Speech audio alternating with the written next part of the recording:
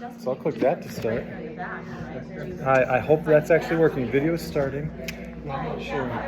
Just stick your face in there when it's time. We don't need my face, but is that? Oh, that says live. All right. Yeah, nobody's probably on there, but There's Haley. They're gonna jump in, I'm sure.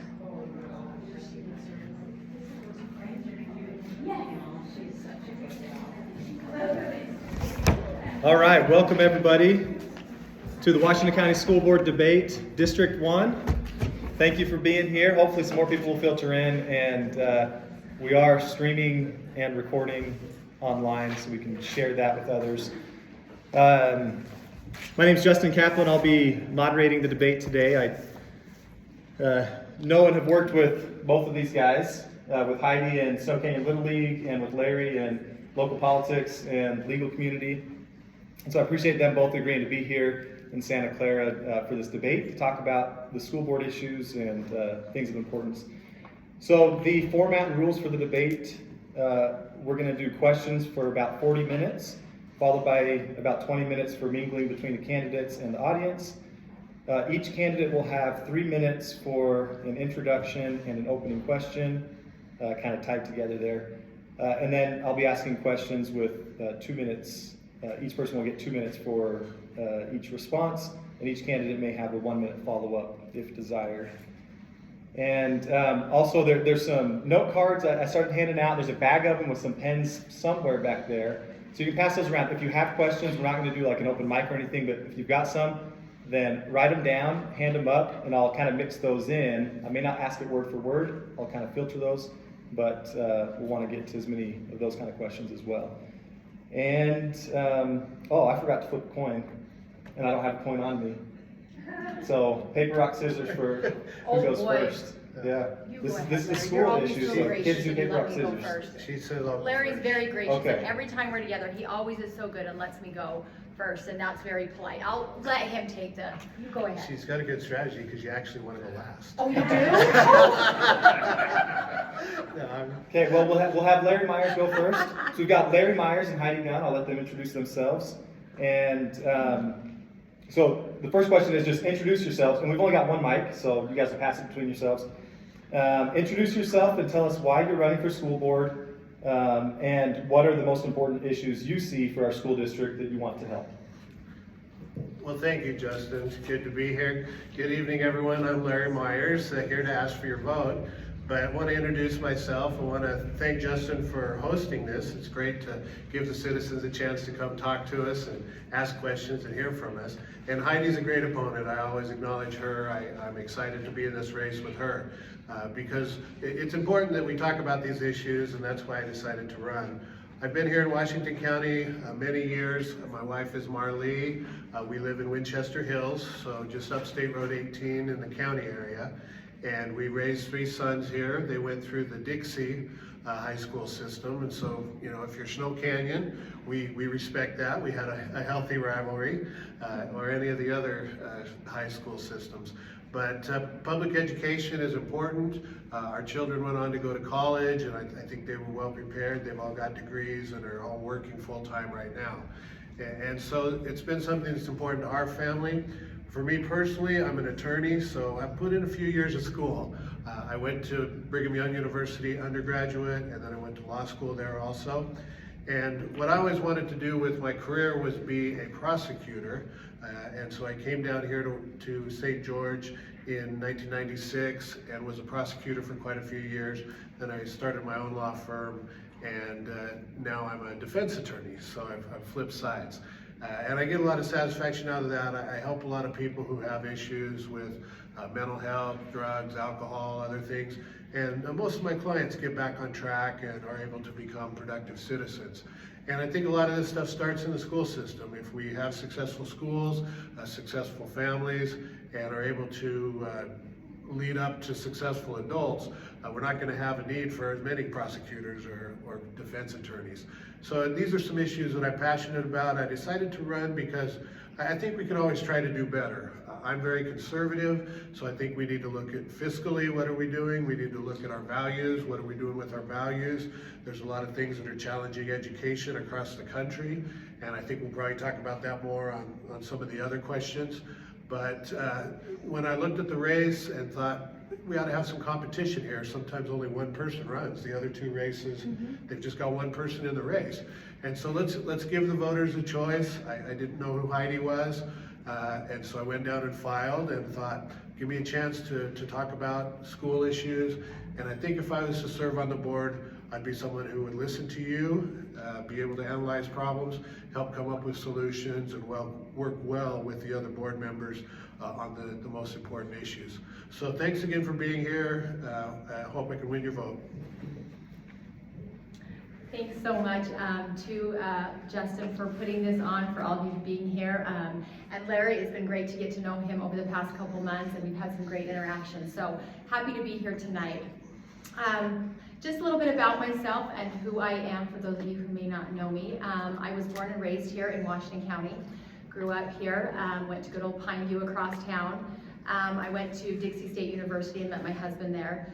And we have 8 children, and I have 3 that are still currently in the Snow Canyon Cone site attending school. We live over here in Santa Clara, which we just love this area. It's been a great place to raise our family and raise our kids over here. We've loved it. And through the past 18 years of living over here, I have been extensively involved in the school system, working, serving, volunteering, and getting to know the people on all kinds of levels within the school system. I've served extensively on PTA and the boards, the executive boards. I've served on community councils at all different levels and all different schools. Through this interaction and through these opportunities that I've had, I have gotten to know very closely teachers and administrators and parents.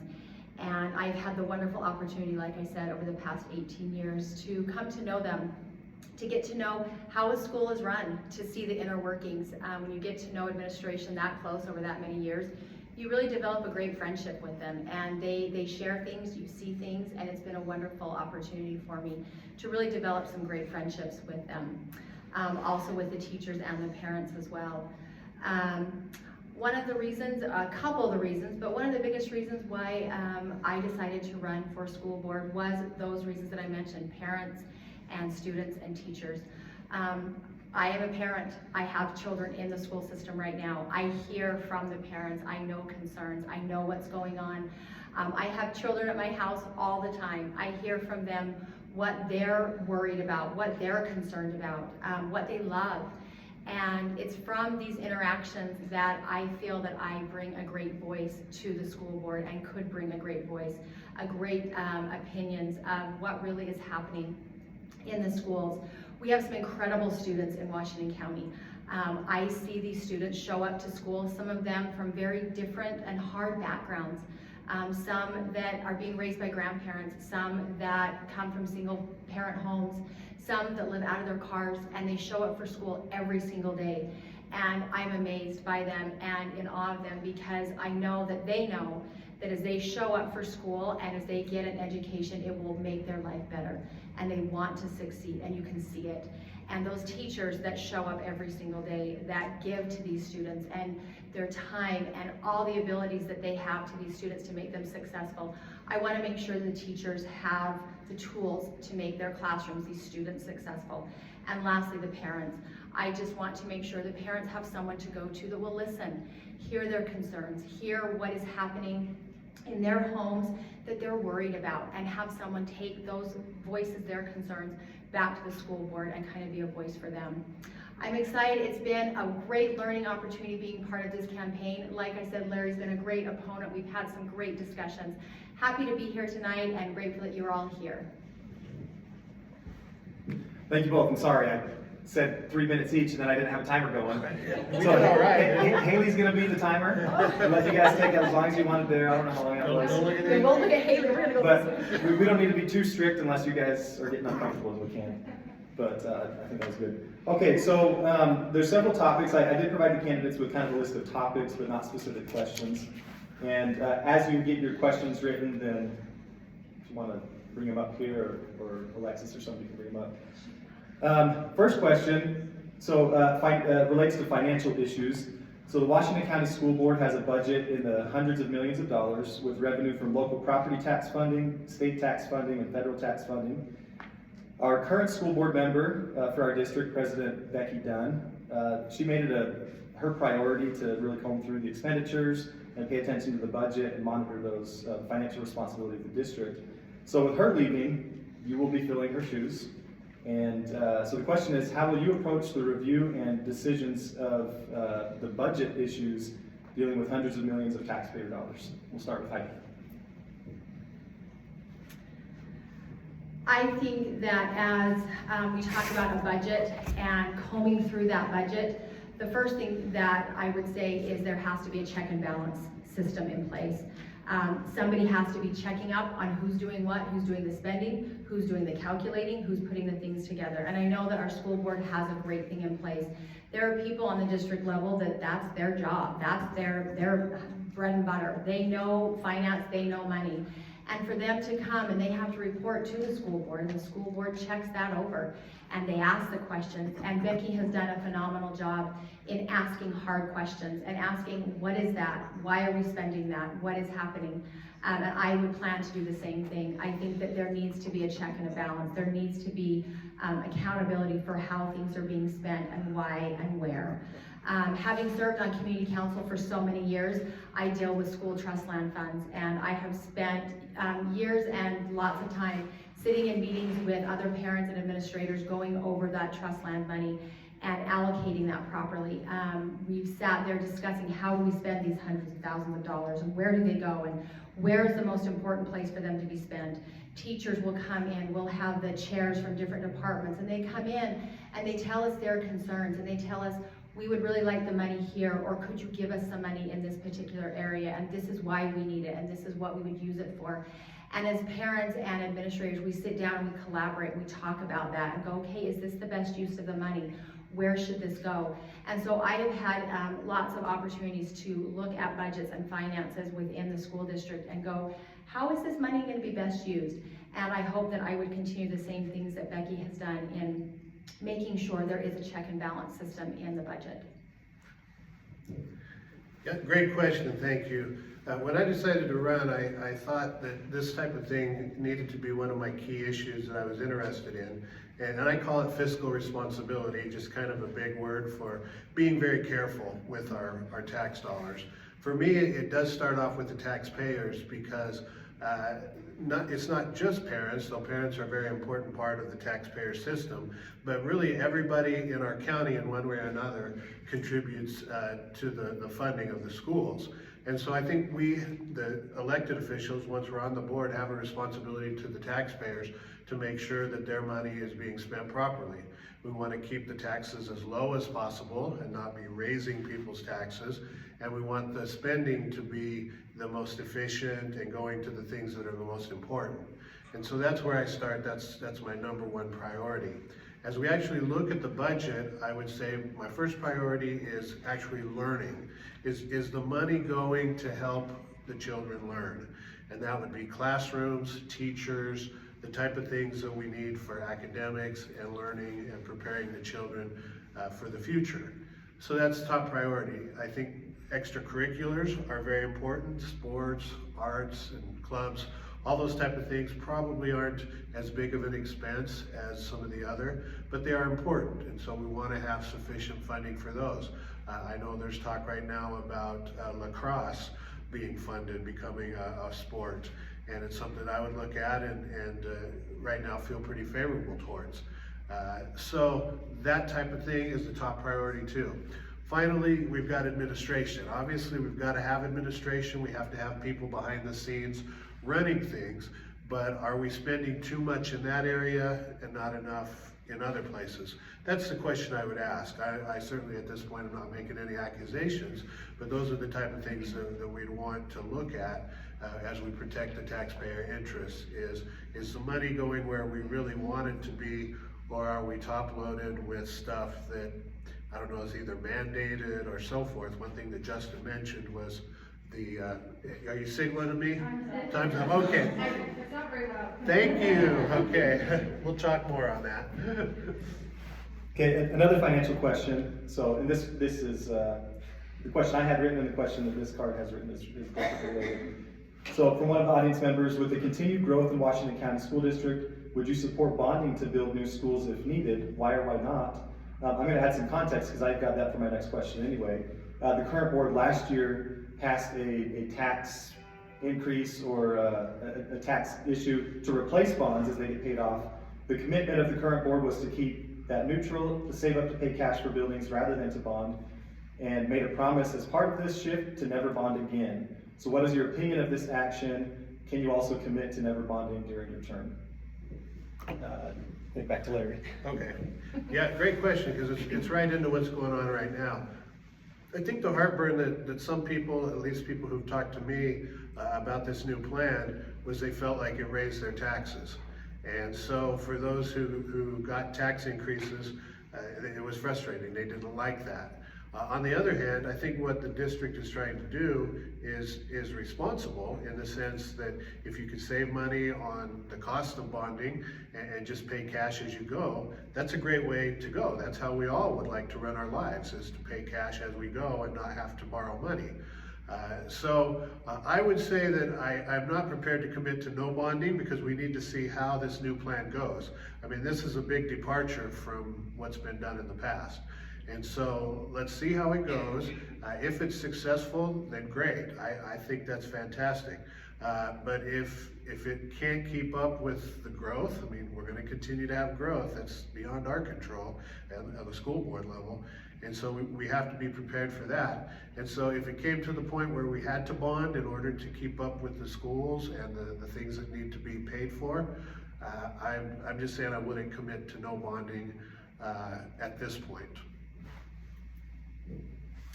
When I first heard about this and what had happened, what they had voted on last year with the board, I like that they were trying to be responsible with the money also. I like that they were saving for things that they didn't want to go into debt for things. I think that's really important. Again, time will tell if it's going to work and if it's going to keep up with the growth and the times of what we need. I too would not commit to never saying to no bonding, just because we really can't predict the future. And so we just don't know what's going to happen and if this is really going to work. I think it's a great idea. I think that paying as we go is a good way to be responsible with the money that we have.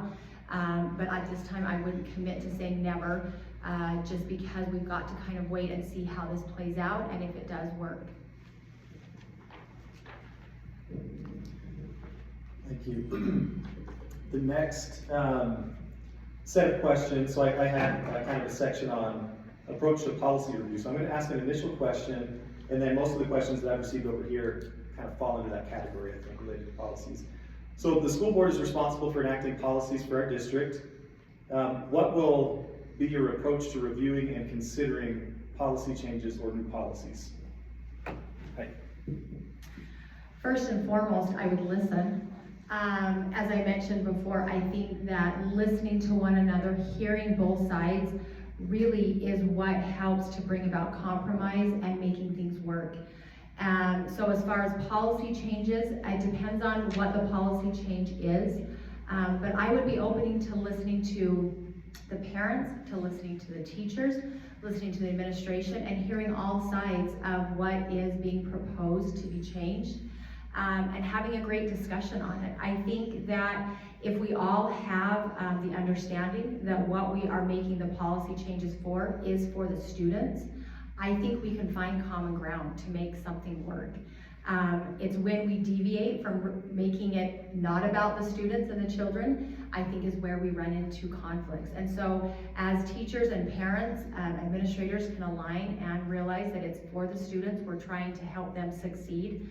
And to make them do well as they go into adulthood. Then as we look at policy changes and different things, I think that we'd be able to talk and listen and find some compromise and find ways to make the policies work. I think policy review is something we have to be pretty aggressive about on the board. The board is a decision-making body for the county school district, not the administration. The administration works for the board. And so you want the policies to be in line with the philosophy of the board. And so as a board member, I'd be, like I said, aggressive about looking at the policies to making sure they reflect what the will of the board is, because we, as best we can, represent the will of the people, the voters, the taxpayers. So that's the first reason I think that's very important. The second is sometimes we have outside influences that have come in and we're just not aware of it. We may have, and I'm not saying we do, but we may, and that's why we need to be vigilant and look and study and listen, have policies from other agendas that maybe are going around in other parts of the country or other parts of Utah, and they come here and for whatever reason they get implemented without anybody asking questions and saying, why are we doing this? Why should we do this? Is this right?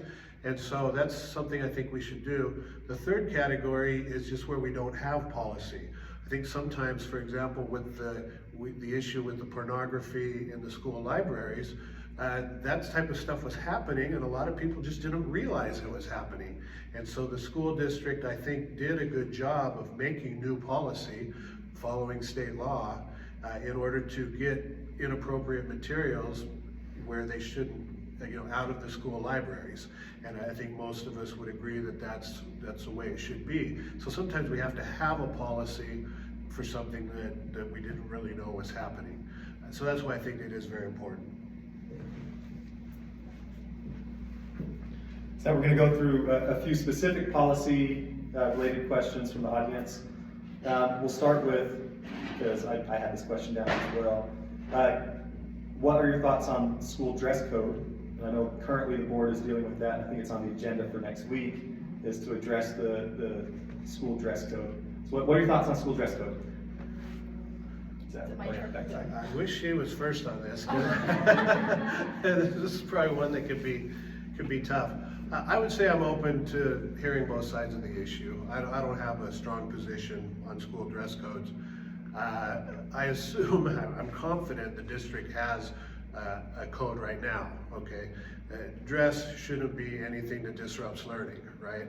We can't have children, teachers, anybody disrupting the purpose of what the schools are for. And so the current policy is good. Could we have a better policy that improves learning because we have maybe a stricter dress code? I'm open to hearing the arguments for that, and so I'm glad the board's going through that. It may be that that's already done before we're on there. We'll see. But I would say I'm open to hear from both sides on that. This is a very big issue right now. I know, just talking to parents, it has been quite an issue, just addressing the dress code. And I'm really glad the school board is looking at it. The last couple meetings, they have been working on some of the language and the wording within the current dress code. And it's been great to hear kind of what they're looking at changing, just some of the wording, so it's very specific on some of the things. And then as talking to some of the principals, hearing how grateful they are that there's actually specific language that's going to be in the dress code that the board is going to present and vote on. It's really great. And I think that the learning environment is one that there shouldn't be that kind of a distraction going on. And I know that what they've been talking about, I was just in a meeting last week where they talked about this, and the principal said that teachers are very grateful that there is going to be this specific dress code in place, so that if they did see something, they can email right away and get that taken care of if there is something to be addressed. That way they can help those students. Dress for success is kind of the way they look at it. And as you dress for success every day in the schools, then you're more likely to succeed. And so those little changes just in the wording really is going to help, I believe, the faculty kind of address some of those issues that have been a concern and have taken away and are really distracting in the schools. And it's also giving the teachers a little bit of backing as they kind of report those things and say, hey, might want to call this person down, or we might want to look at this. It's giving them a little bit of backing so that they can go and say, this is the policy, this is what it says, this is what the district has set out. And so it's really been something that I think as parents, as teachers, that they are grateful for the change in language. And it's just one or two words, but I think it's going to make a big difference. Can I have a 1 minute rebuttal Yes, you on can. that? No, and it's not really rebuttal, it's more responses. As I thought about it more, one thing I wanted to share is part of my campaign is to listen to parents and to respect parents' rights, and also to make sure that to the degree that students have rights, their rights are protected too. So this is an area where sometimes you get into speech, you get into religion, things like that. And so I think that we do need to make sure that when government makes policies, that they don't violate people's constitutional rights. So I just think that's something that we would have to look at as we consider how strict we go on codes, because sometimes the interpretation of one person is, oh, that's offensive, but another person is, well, this is my religion, or this is my political belief. So, tough questions.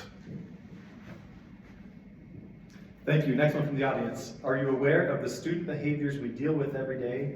If so, how do you plan to address this if you are on the board? This is a big issue for teachers. I'm not sure exactly what that refers to. Do you know what the student behaviors are that they deal with? Well, listen, I have a junior. I can only imagine what some of the behaviors are at school. What I have told parents that are concerned about the behavior in a classroom, and if their child is behaving, when I talk to teachers and they're like, oh, this classroom, I can't handle it.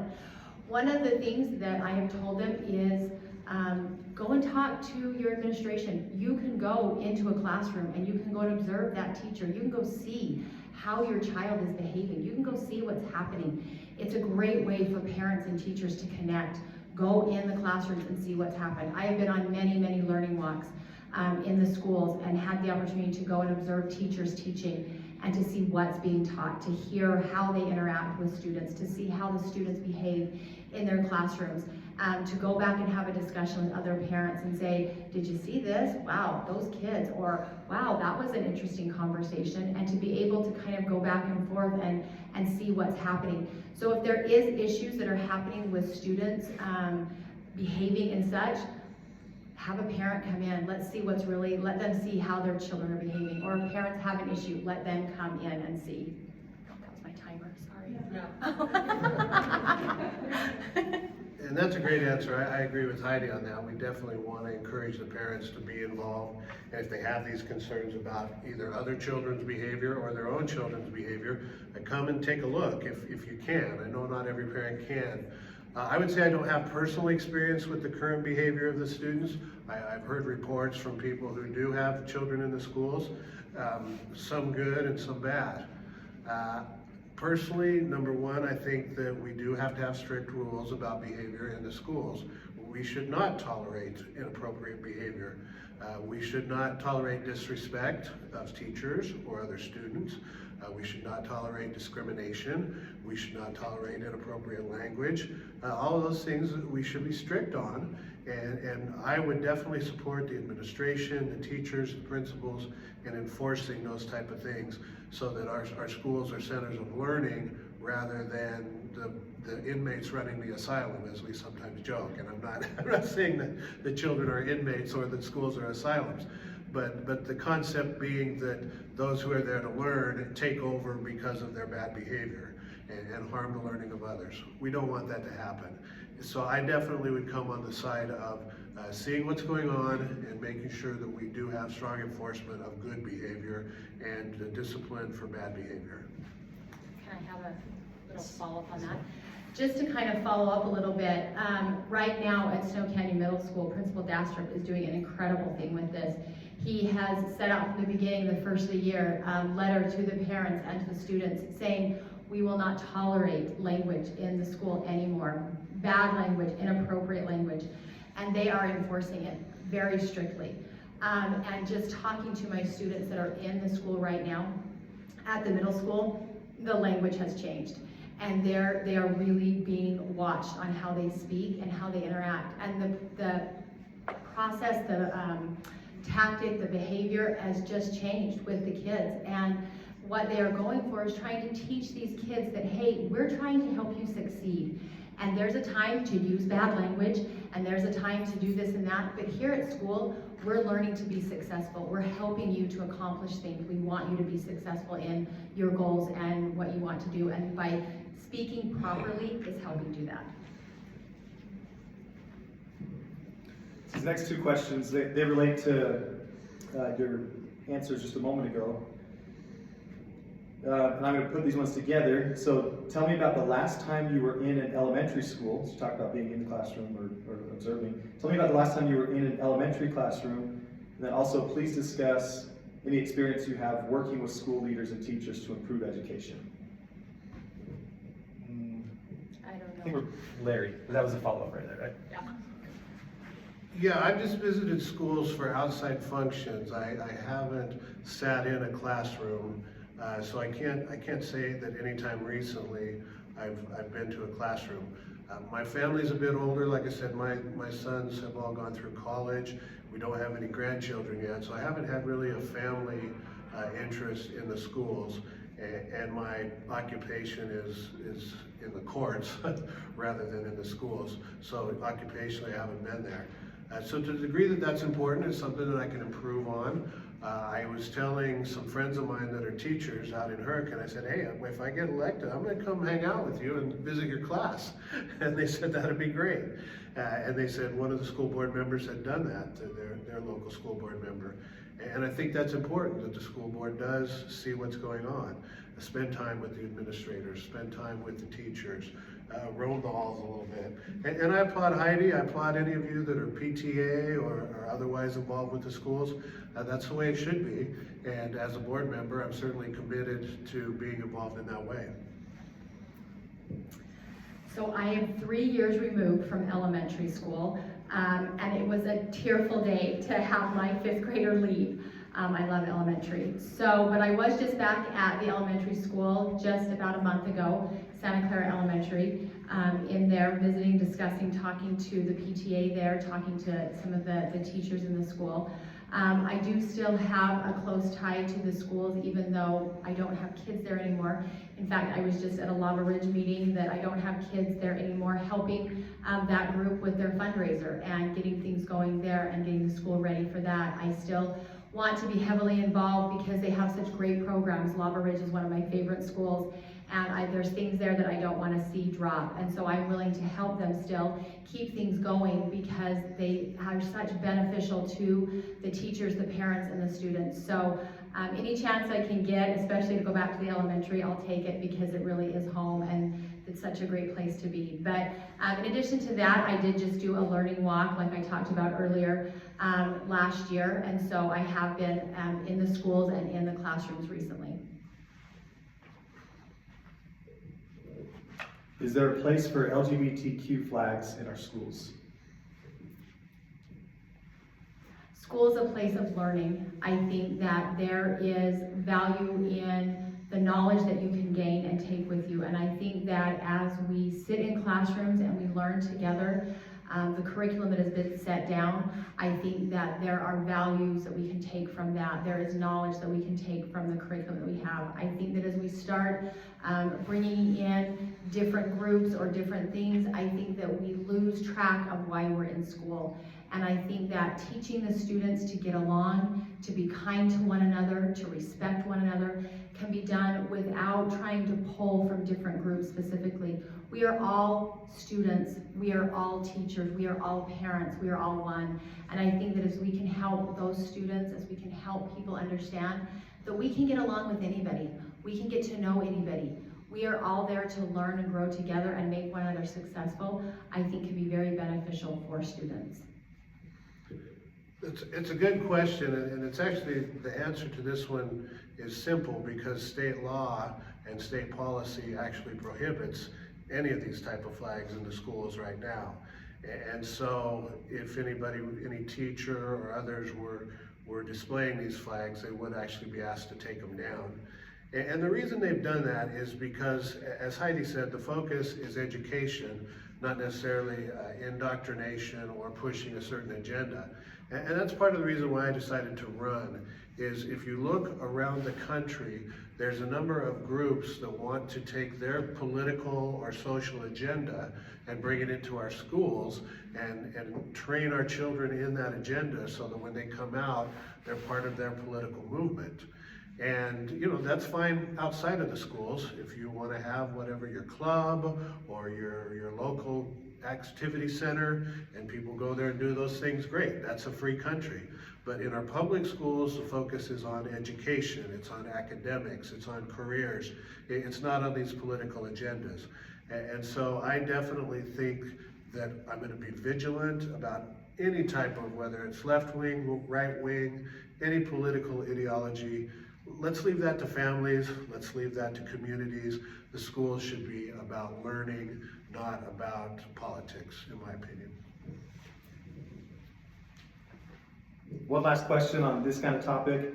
It says a girl in Hurricane High School takes an emotional support animal to school. What are your thoughts on this and what kind of policies would you implement? We'll do a quicker response on these ones. I don't know that I can quite speak to that one because I'm not sure the situations surrounding the circumstances. I would have to have a little bit more information on that to speak to that one thing. Again, it's one of those things where I think what we can give to the students as far as emotional support, there's some great help that's already in the schools. The wellness rooms that they have in the schools are fantastic. They're wonderful. They're great places for students to go to get that relief if they're struggling during the day. I love that the schools have implemented that. I love that our high school is getting ready to put in a teen center. I think that is wonderful. They're getting ready and starting construction on that. That's going to be ready after the first of the year. That's going to have a shower. It's going to have a washer and dryer. It's going to have a food pantry. It's going to have stuff there that students can come to that need extra help, and they have a place to go that is safe. And I think that's important to help these students feel safe at school and have these resources in place with the wellness room, with the teen centers, that help these students that they come to school, that they have a safe place to come if they're struggling with things. Yeah, my initial thought on this is generally no. I don't think that that's a policy that would be good. Once you open that type of door, you've got everybody bringing their emotional support animals to class, and you know, you can't have a classroom when there's 20 animals along with the children. So I think the initial answer is no on that. The broader picture that Heidi mentioned, it starts to concern me when our schools become social centers rather than classrooms. And so I'm going to learn more about this and see what's going on. Are there children with needs? I'm sure there are. How do we best meet those needs?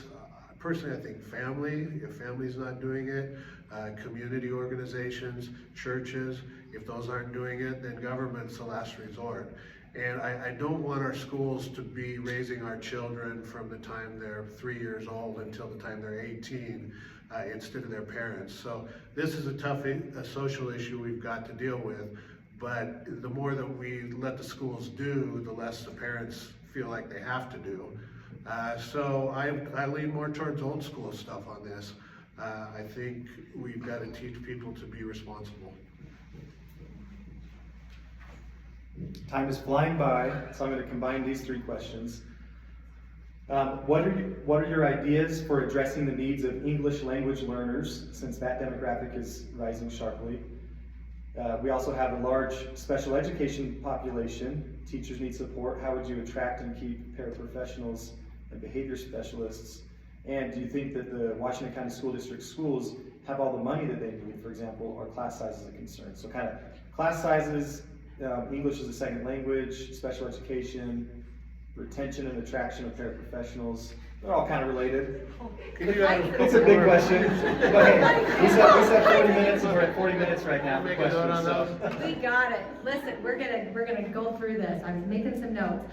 Wow, those are really great questions. I know that there is a big need for ESL teachers, and that we have several students. I was in meetings just last week just hearing how there's 11 classes at Stone Canyon High School that are for ESL, and that there's new teachers being added all the time to help with these students.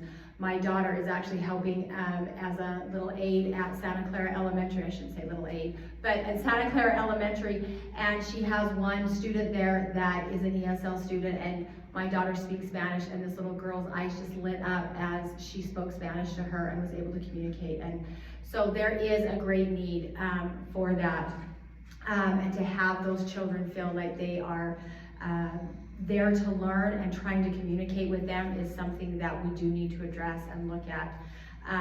With the special ed, I can tell you that there is a great need for extra pairs in the special ed program. My daughter is a second-year special ed teacher up in Alpine School District, and I know firsthand, I hear from her all the time, and she's like, if I just had an aide, if I just had some help, and I hear it from her. And those aides are so valuable, so valuable.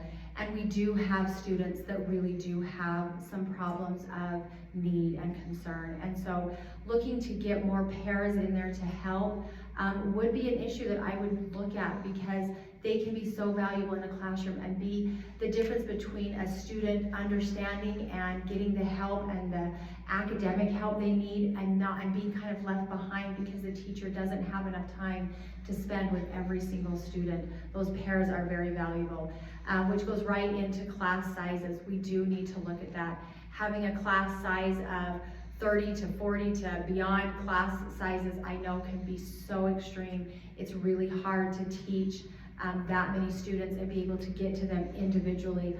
Putting funding towards lowering those class sizes would definitely be something I would look at. And looking again at the ESL to find funding or to figure out ways. I open to collaboration with the teachers and as a school board to find out, okay, we have this population, especially on this side of town, there really is a growing number in our schools for these students, and how can we help them? How can we get them the support that they need so that they will stay in school, so that they will learn, so that they can learn language that will benefit them, so that they can become citizens here and be successful in life. I think is things that are very important, things that I would be open to listening to finding ways that we could solve some of these solutions. That's loud, I got it now. Yeah, if I go too long, somebody can pull the fire alarm and we'll get out of here. Well, this is a great bundle of questions, and I would say it's a tough one to answer, because on the one hand, the school system ends up being a place where the bigger problems of society have to be dealt with. We can't turn children away. We can't ignore the fact that some children come in speaking another language and not speaking English, and so on. So we have to deal with it, but at the same time, it's part of a bigger social problem. Why is this happening? And so I think one thing that a school district, school board member can do on the bigger picture is talk to those who are higher up the political chain and say, hey, we got to solve this problem. We've got all these children that don't speak English. That's not right. We should have an orderly immigration system. We shouldn't have people coming here illegally. If you come to our schools, you should already be speaking English as a general rule, okay? And so this is a social problem that's got to be solved at a higher level. I'm not saying we're going to solve it. We're just stuck dealing with it. And so that costs money. So all of these things would be great to have more aides. It would be great to have more teachers. It would be great to have smaller class sizes. But I don't think we have the money for any radical changes in any of those things. So do I support teaching other language speakers English? Yes, absolutely. It's crucial for them. Do we want to help special needs children? Absolutely. Do we want to have smaller class sizes? Absolutely. But to do these things, we've got to do it within the budget that we have. So things like you said, volunteers, parents, so on. Let's be as creative as we can. Let's work together to try to solve it. At the same time, let's talk a little bit about the bigger issue and say, hey, you don't drop this on us. I just do a quick little follow-up. I did like what Larry said about just maybe the legislation and what they are doing with helping to kind of oversee some of these issues, because I know right now with House Bill 221, which it would have come in so handy for my daughter when she was in school, is to help those that are going into education that are doing their student training and getting their degree, helping to give them a stipend and a little bit of money so that they have some funding while they are doing their student teaching would have been so valuable for her. And I imagine that some of those that are going into that, that this is going to be a big help for them. So I'm hoping that with that bill coming out, that maybe the legislation is realizing, hey, we need to get a way to retain teachers and to help them want to go into this as a career. And so I think there may be understanding that there needs to be a little bit more push towards education and funding that a little bit differently and better.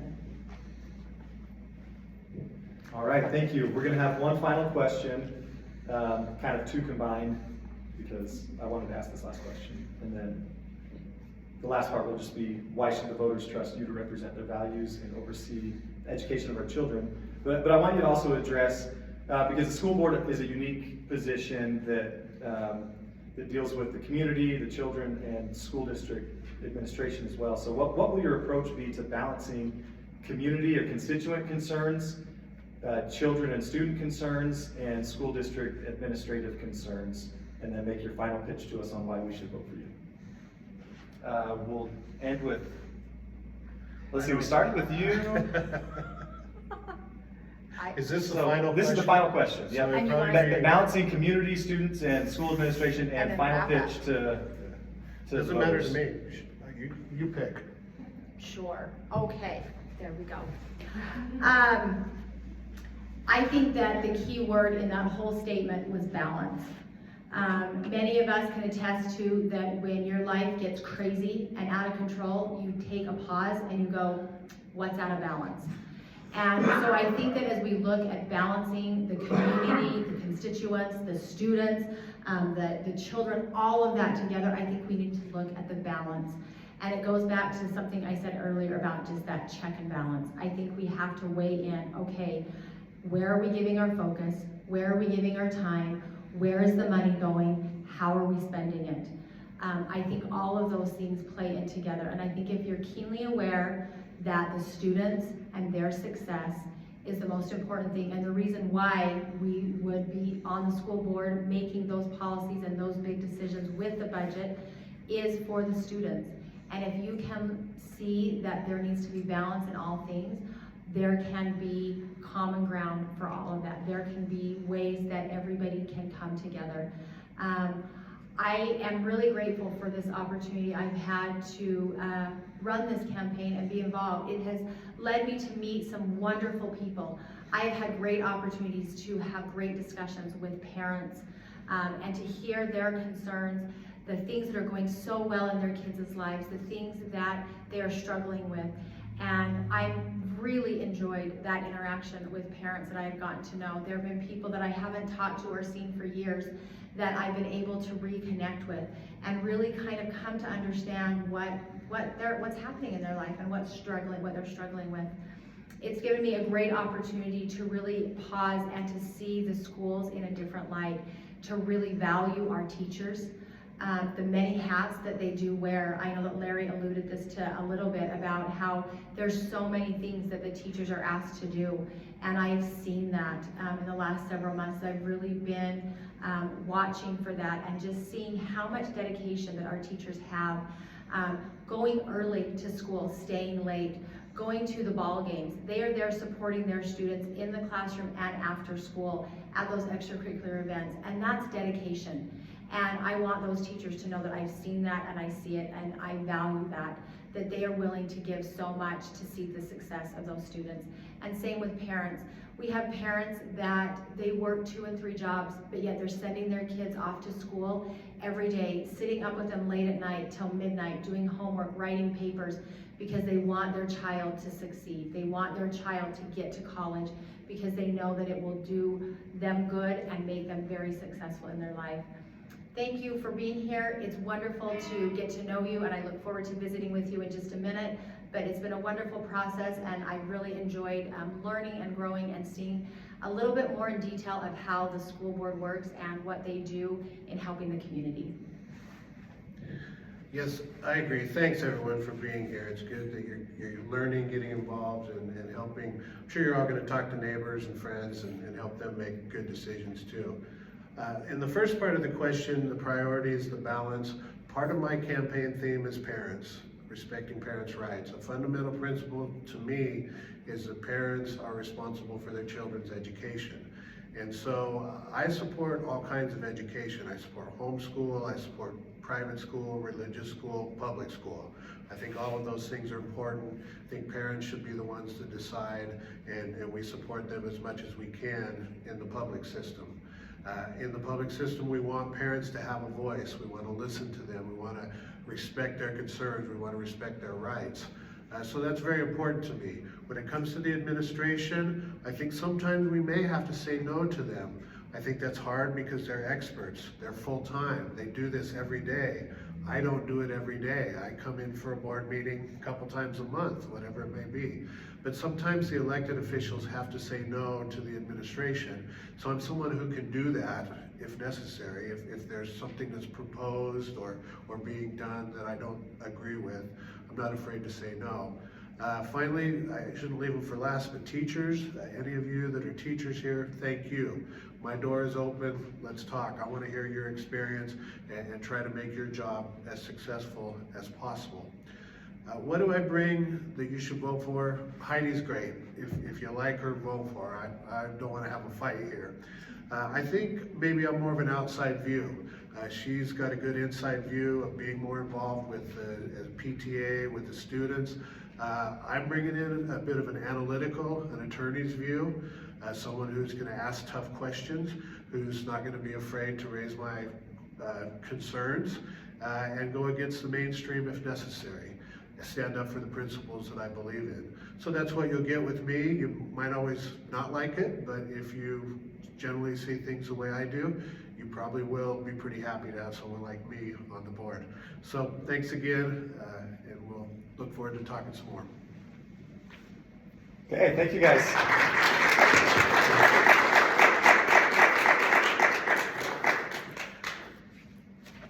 Okay, you guys mingle. Visit? Go visit. Thank you for being here, everybody.